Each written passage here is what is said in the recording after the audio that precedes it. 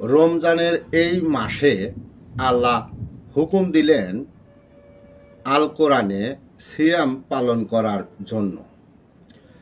আর ধর্মপণ্ডিত, শয়তান, আলেম, ওলামা, মুফতি, মোল্লা, মুন্সি আমাদেরকে বুঝিয়ে দিলেন না খেয়ে রোজা পালন করার জন্য।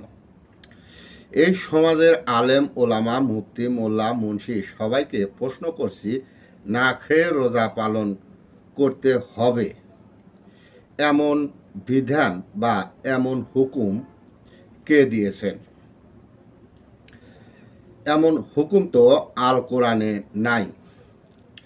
না খেয়ে রোজা পালন করলে এতে সৃষ্টিকর্তার কি লাভ হবে বলতে পারেন কেউ? সৃষ্টিকর্তা তো কখনো বলে নাই আমাকে পাবার জন্য না খেয়ে থাকতে হবে। না খেয়ে রোজা পালন করলে জাতির লাভ কি হবে বলতে পারেন কেউ? না খেয়ে রোজা পালন করলে সমাজের কোনো কল্যাণ হবে না। না খেয়ে রোজা পালন করলে আপনার আত্মার কি এমন পবিত্রতা লাভ হবে বলতে পারেন কেউ?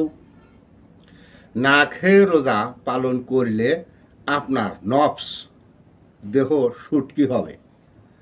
আল্লাহ কখনো বলে নাই আমার জন্য তোমরা না খেয়ে সুটকি হও। না খেয়ে রোজা পালন করতে হবে এটা এই সমাজের ভ্রান্ত মোল্লাদের কাল্পনিক ধর্ম। সিয়ামের বিরুদ্ধে বিদ্রোহী করা। না খেয়ে রোজা পালন করতে হবে এটা এই সমাজের ভ্রান্ত মোল্লাদের কাল্পনিক ধর্ম। সিয়ামের বিরুদ্ধে বিদ্রোহী করা। বিদ্রোহী করার অর্থ দাঁড়ায় আল্লাহর চাইতে শয়তান মোল্লারা বেশি জ্ঞানী।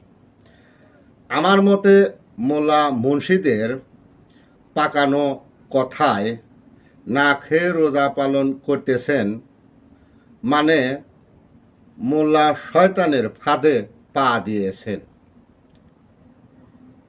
এগিয়ে যাচ্ছেন জাহান্নামের দিকে। সবাইকে ধন্যবাদ।